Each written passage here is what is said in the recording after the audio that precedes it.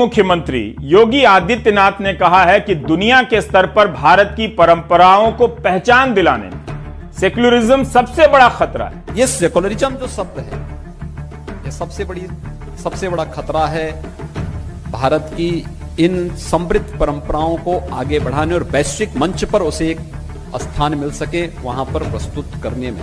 उत्तर प्रदेश के मुख्यमंत्री इस तरह का वाहियात किस्म का अनाप शनाप कहकर वो भारत के संविधान की तौहीन करें। सबसे बड़ी बाधा है वह यही है, और मुझे लगता है उससे उभर करके हमें बहुत शुद्ध, सात्विक और स्वस्थ मन से इस दिशा में प्रयास प्रारंभ करने होंगे।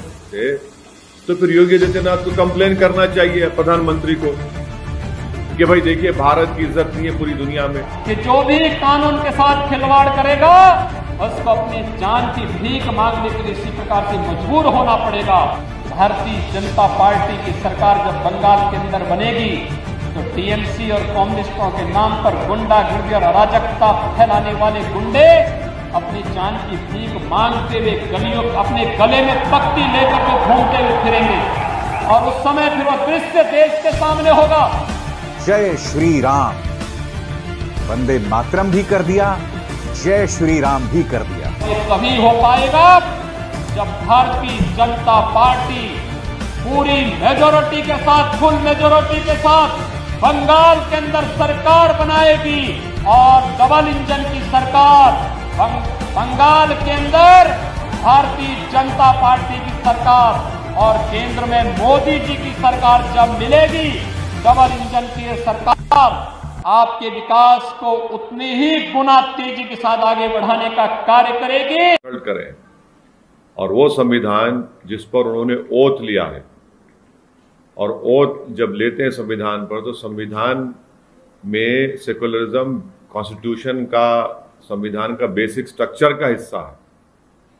और अगर संघ परिवार बार बार ये कहता है कि वर्ड सेकुलरिज्म ऐड किया गया, तो वो भी उनकी जहालत है। अगर वो भारत के संविधान की आर्टिकल 14, 19, 22, 25, 26, 29, 30 पढ़ेंगे तो ये पूरा रिफ्लेक्शन है भारत के सेकुलर ट्रेडिशन का, और ये भारत के संविधान में एक फंडामेंटल राइट्स हैं। तीसरी बात यह है कि चाहे योगी आदित्यनाथ हो या संघ परिवार हो, जब उनको सूट करता हो कहते हैं कि भारत सेकुलर इसलिए है क्योंकि मेजॉरिटी सेकुलर है। अब ये कह रहे हैं कि सेकुलरिज्म की वजह से भारत को पूरे विश्व में जो रिकग्निशन मिलना था वो नहीं मिल रहा है। चौथी बात यह है कि जब प्रधानमंत्री ने 2019 के चुनाव के बाद जब सेकुलरिज्म की आज इस तरह की होगी बात, कि प्रधानमंत्री तो कॉन्स्टिट्यूशन को अपने सर पर उठा लेके बोले कि यही मेरे लिए किताब है। तो ये ड्रामा क्यों हो रहा है? प्रधानमंत्री एक बात कहते हैं और उत्तर प्रदेश के चीफ मिनिस्टर उन्हीं की पार्टी के इस तरह की बात करते हैं। चौथी बात यह कि भारत सेकुलर इसलिए है क्योंकि भारत का संविधान सेकुलर है। भारत सेकुलर इसलिए है क्योंकि जो लोग, जिसको हम अपने फाउंडिंग फादर्स कहते हैं, चाहे वो नेहरू हो, पटेल हो, मुंशी हो, ये आज़ाद साहब हो, ये मौलाना अबुल कलाम आज़ाद हो, ये सब लोग ये फैसला किए कि भारत सेकुलर होगा। और अगर भारत की पूरे विश्व में अगर इज्जत नहीं है सेकुलरिज्म की वजह से, तो फिर योगी आदित्यनाथ को कंप्लेन करना चाहिए प्रधानमंत्री को कि भाई देखिए, भारत की इज्जत नहीं है पूरी दुनिया में। अगर भारत की इज्जत नहीं है तो किसकी वजह से नहीं हो रही है? चीन हमारे जमीन पर कब्जा कर लिया, किसकी वजह? सेकुलरिज्म की चीन कब्जा करा जमीन पर भारत की। आज हम डेप्सांग को छोड़ रहे हैं तो इसे क्या सेकुलरिज्म की वजह से? हमारे अतराफ में जितने पड़ोसी हैं वो चीन की तरफ देख रहे हैं तो क्या सेकुलरिज्म कैसे देख रहे हैं? आप बताइए उनको, अगर आज पेट्रोल की, डीजल की, एलपीजी गैस की कीमत में इजाफा हो रहा है तो सेकुलरिज्म कैसे हो रहा है? हजारों की तादाद में किसान एहतजाज कर रहे हैं, लाखों की तादाद में भारत में, तो क्या सेकुलरिज्म कैसे कर रहे हैं? नौजवानों को रोजगार नहीं मिल रहा है भारत में, बेरोजगारी बढ़ते जा रही है, तो क्या उसकी जिम्मेदार सेकुलरिज्म है? तो ये इनका एक डबल चेहरा है, जहां उनको सूट करता हूं सेकुलरिज्म की बात करते हैं, मगर मैं देश के तमाम जनता को बता रहा हूं जिनको भारत के सेकुलरिज्म पर नाज है, आज सेकुलरिज्म है, कल बात आ जाएगी फेटर्निटी पर, कल बात आ जाएगी जस्टिस पर। और उत्तर प्रदेश के चीफ मिनिस्टर को और संघ परिवार को समझना चाहिए कि लिबर्टी ऑफ थॉट क्या है, लिबर्टी ऑफ एक्सप्रेशन क्या है। प्रियम्बल में लिखा गया ना लिबर्टी का मतलब क्या है। फिर वो इस तरह की बात करके वो तो पूरे संविधान की तौहीन कर रहे हैं, संविधान बनाने वाले बाबा साहब अंबेडकर की तौहीन कर रहे हैं, हमारे मुल्क के मुजाहिदीन आजादी की तौहीन कर रहे हैं।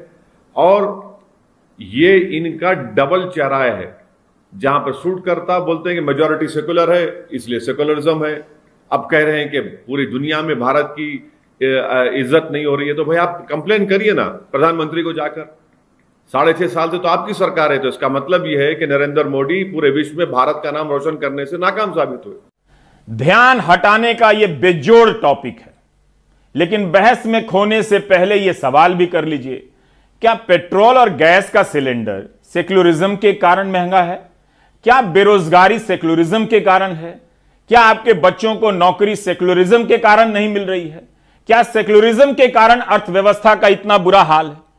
अब देखते हैं उस सिस्टम का हाल जो चाहे तो किसी को फंसाकर उसका जीवन बर्बाद कर सकता है। के सभी पुरुष राजनेता महिला दिवस पर खूब बधाई देते हैं, लेकिन क्या आप जानते हैं राज्यों में कितनी महिला मुख्यमंत्री?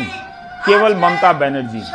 अब आप प्रधानमंत्री के ट्विटर हैंडल से लेकर तमाम पुरुष मुख्यमंत्रियों के ट्विटर हैंडल पर जाकर देखिए, क्या किसी ने भी देश की इस एकमात्र महिला मुख्यमंत्री को महिला दिवस पर बधाई दी है? क्या किसी ने भी देश की इस एकमात्र महिला मुख्यमंत्री को महिला दिवस पर बधाई दी है? आज 1 अरब 30 करोड़ की आबादी वाले देश राज्यों में सिर्फ एक महिला मुख्यमंत्री है, ममता बनर्जी। आज बीजेपी की कई राज्यों में सरकार है, एक में भी बीजेपी की महिला मुख्यमंत्री नहीं है। उन्हें टैग किया है। इससे पता चलेगा कि सभी पुरुष मुख्यमंत्रियों को इस एक महिला मुख्यमंत्री का ध्यान आया कि नहीं आया। एक समय ऐसा भी रहा जब भारत में एक साथ या थोड़े समय के अंतराल पर महिला मुख्यमंत्री हुआ करती थी। सुषमा स्वराज, उमा भारती, राबड़ी देवी, मायावती, आनंदीबेन पटेल, जयललिता, वसुंधरा राजे, महबूबा मुफ्ती और शीला दीक्षित। ममता बनर्जी अपनी राजनीतिक अस्तित्व की लड़ाई लड़ रही हैं। सामने बीजेपी है और दूसरी तरफ लेफ्ट और कांग्रेस। आप खुद देखिए कि प्रधानमंत्री ममता बनर्जी के बारे में किस तरह से आक्रमण कर रहे हैं। कुछ दिन पहले जब आपने स्कूटी संभाली, सब लोग प्रार्थना करते थे आप सकुशल रहे, आपको चोट न लग जाए। अच्छा हुआ आप गिरी नहीं। ममता की स्कूटी नंदीग्राम में गिरने वाली है, लेकिन ममता बनर्जी ने स्कूटी क्यों चलाई इसका जिक्र प्रधानमंत्री ने नहीं किया। हम कर देते हैं। ममता बनर्जी ने स्कूटी इसलिए चलाई कि उन्हें दिखाना था कि पेट्रोल के दाम बहुत बढ़ गए हैं, केंद्र सरकार उदासीन है, इसलिए नहीं।